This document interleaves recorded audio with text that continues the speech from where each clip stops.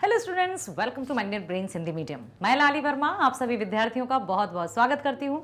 साथ ही साथ ये आशा भी करती हूँ कि आप सभी स्वस्थ होंगे, खुश होंगे, प्रसन्न होंगे।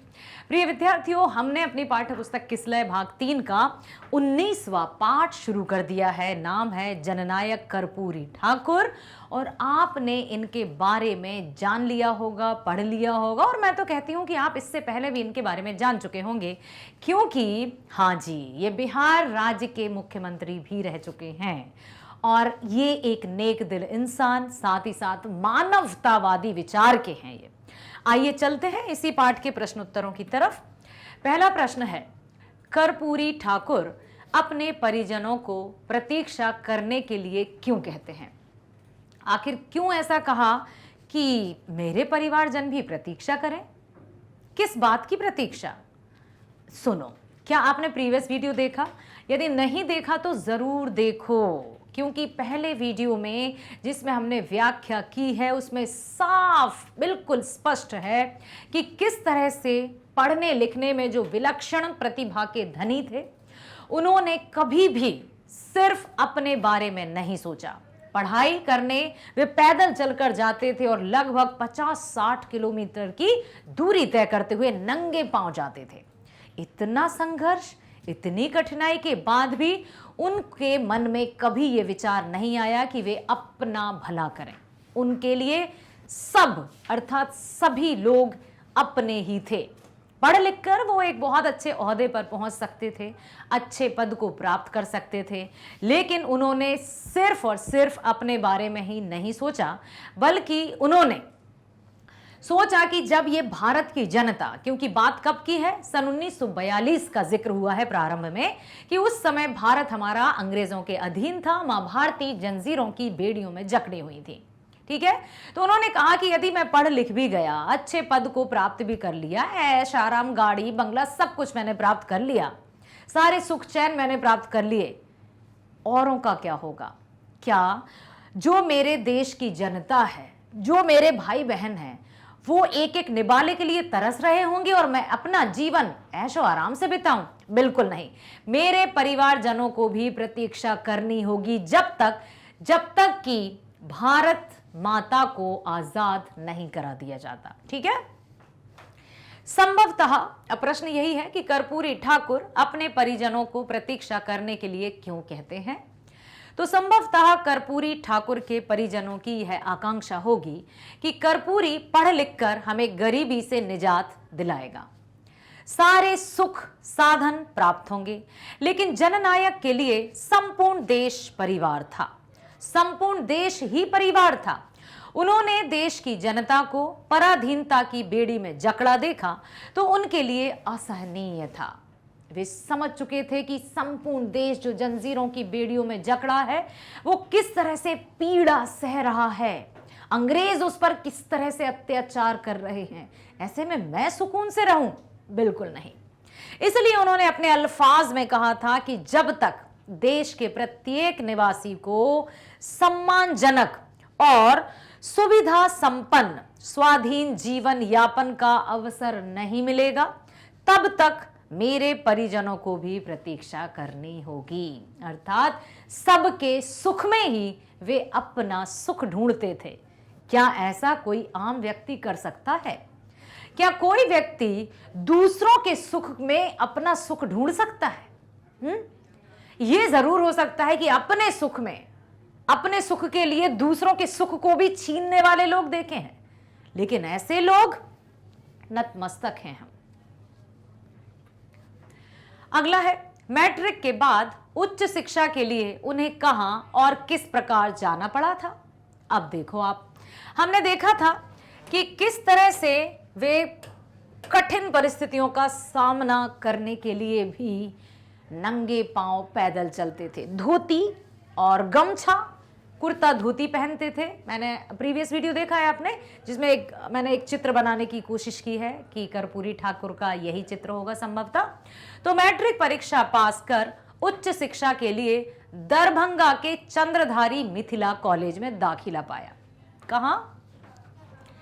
मैट्रिक परीक्षा पास कर उच्च शिक्षा के लिए दरभंगा के चंद्रधारी मिथिला कॉलेज में दाखिला पाया, जहां उनको प्रतिदिन पहुंचने के लिए कुछ दूर पैदल और 50-60 किलोमीटर दूर मुक्तापुर से दरभंगा ट्रेन से जाना पड़ता था।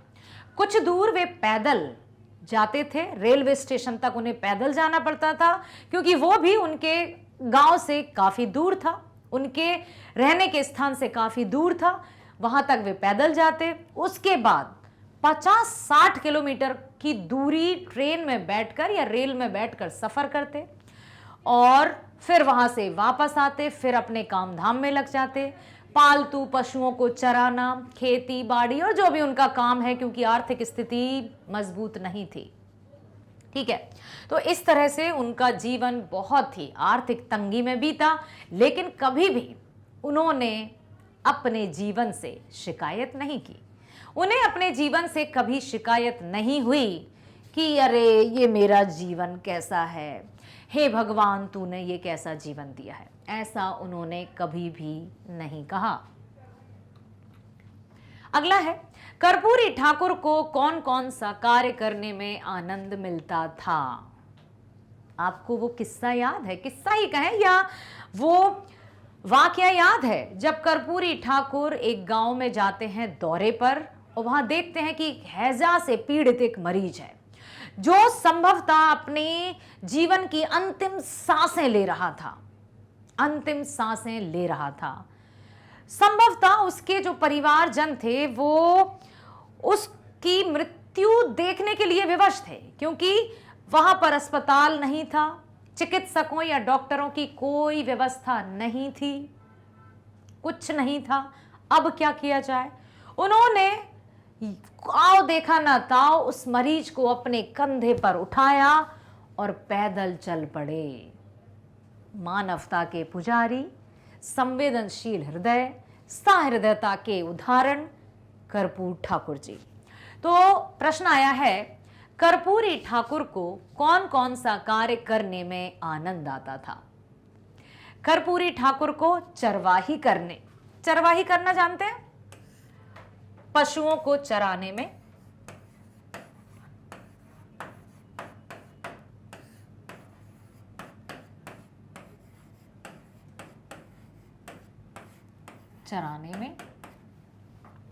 ग्रामीण गीत गाते थे, कभी फाग, कभी आला, कुछ भी जो लोक गीत होते हैं वो गाते थे। तो कर्पूर ठाकुर जी को चरवाही करने में, ग्रामीण गीत गाने में, ढफली बजाने में तथा पीड़ितों की सेवा करने में आनंद आता था। क्या एक प्रश्न पूछूं आपसे कि और हमने ऐसा कौन सा पाठ पढ़ा था जहां गरीब, दरिद्र जनों की, दीन निर्धन लोगों की सहायता की जाती थी किसी के द्वारा? कौन सा पाठ पढ़ा था? दीन बंधु निराला। जिस पाठ के रचनाकार थे शिव पूजन सहाय, जिसमें उन्होंने बताया था कि दीन बंधु निराला अर्थात सूर्यकांत त्रिपाठी निराला किस तरह से दीन दुखियों की सेवा करते थे। वो अपना जो भी उनकी आय होती थी वो गरीबों के लिए न्यौछावर कर देते थे। अब दूसरा हमें उदाहरण देखने को मिला है जननायक। नायक मतलब हीरो, जन मतलब जनता, तो जनता के हीरो कर्पूरी ठाकुर।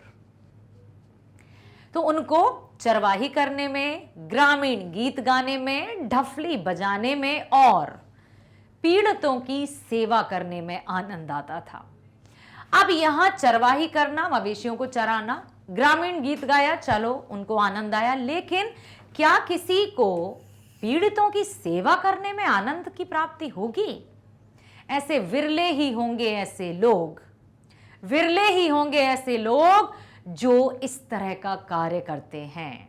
अक्सर व्यक्ति अपनी दिनचर्या में, अपने परिवार के भरण पोषण में, अपनी जिम्मेदारियों को निभाने में इतना खोया रहता है कि उसे अन्य कार्यों के लिए समय ही नहीं मिलता।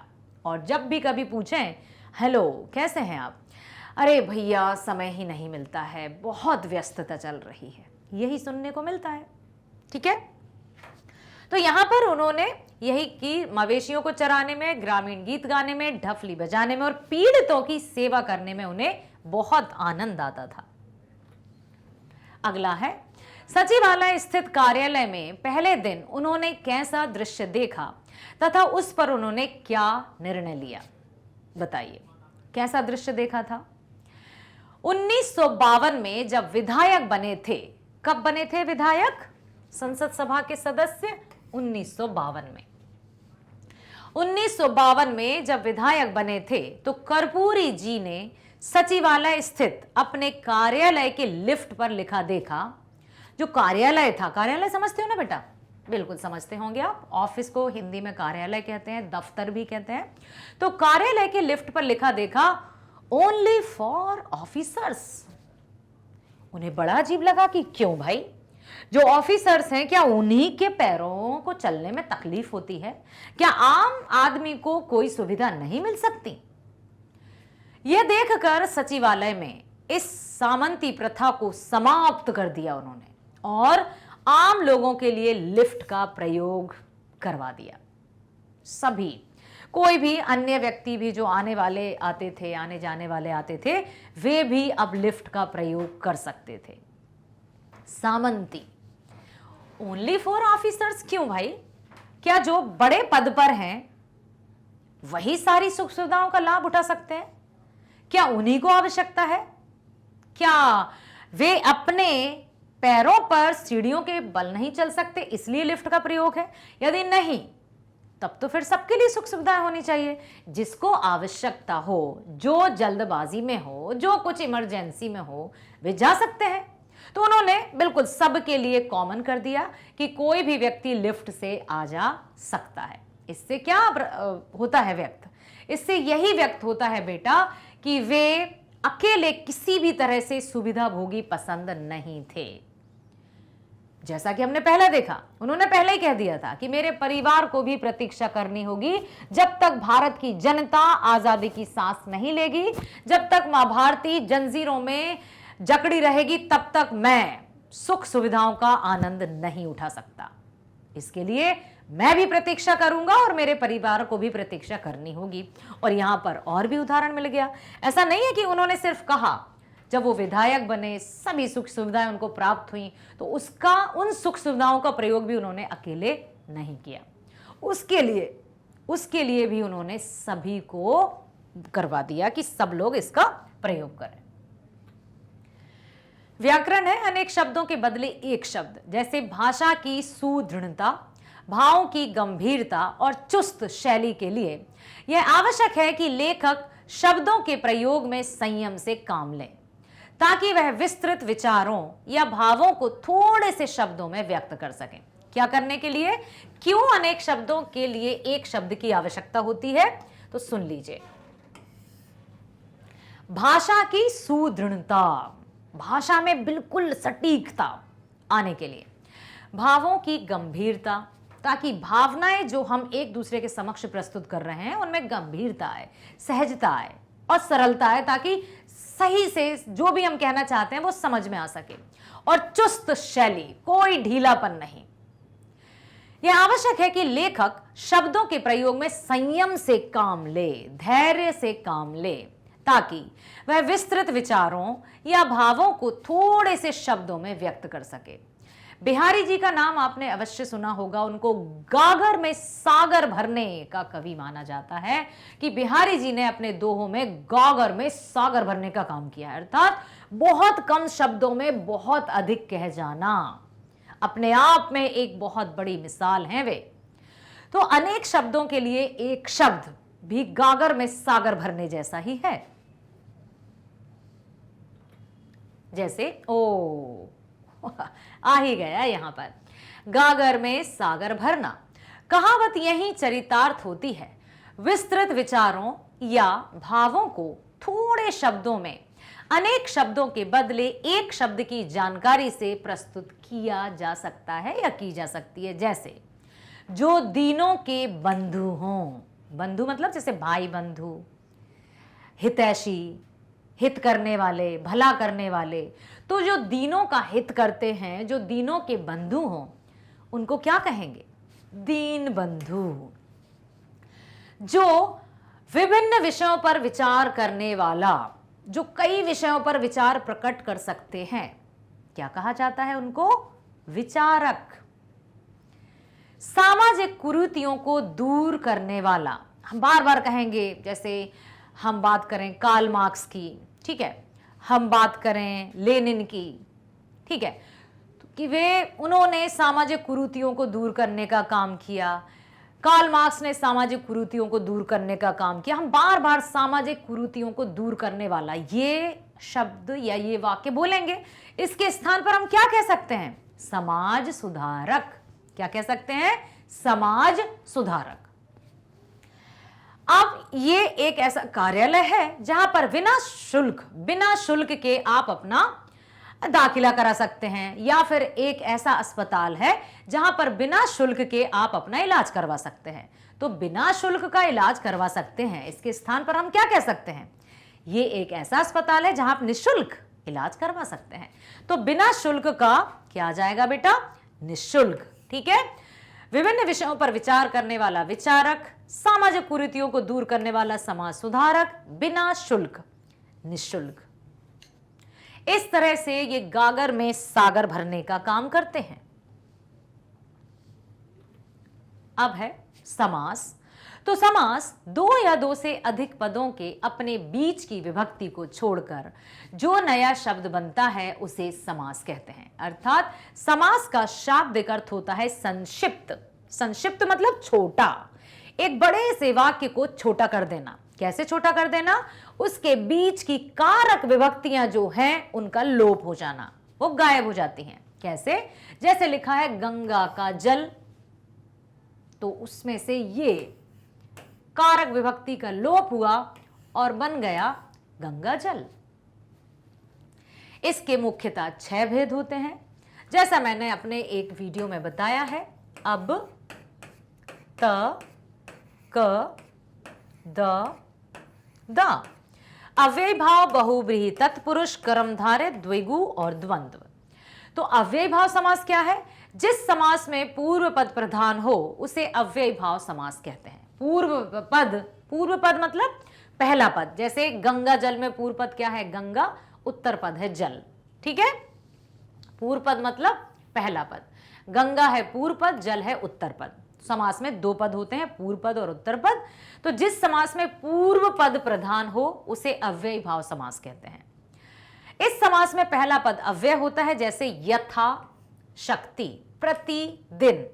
यथा से और भी कई शब्द बन सकते हैं, प्रति से और भी कई शब्द बन सकते हैं। तो हम ये कह सकते हैं कि अव्यय भाव समास का पूर्व पद अव्यय भी होता है और उपसर्ग भी होता है। ठीक है, दूसरा है तत्पुरुष। जिस समास में अंतिम पद प्रधान हो, अर्थात उत्तर पद प्रधान हो, जैसे गंगा जल, ये तत्पुरुष है क्योंकि इसका गंगा का जल कहा आ गया ना, तो जहां पर कारक विभक्तियां आती हैं वहां तत्पुरुष समास होता है।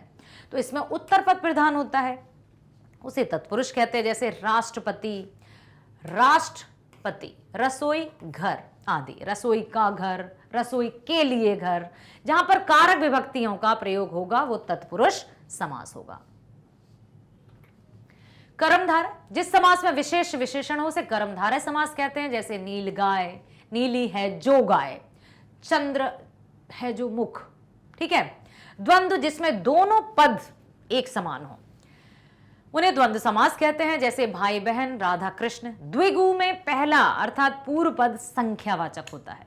ठीक है, पूर्व पद संख्यावाचक होता है, उसे द्विगु समास कहते हैं। संख्यावाचक देखो, पंच है, 3 है, पंचवटी, त्रिभुज।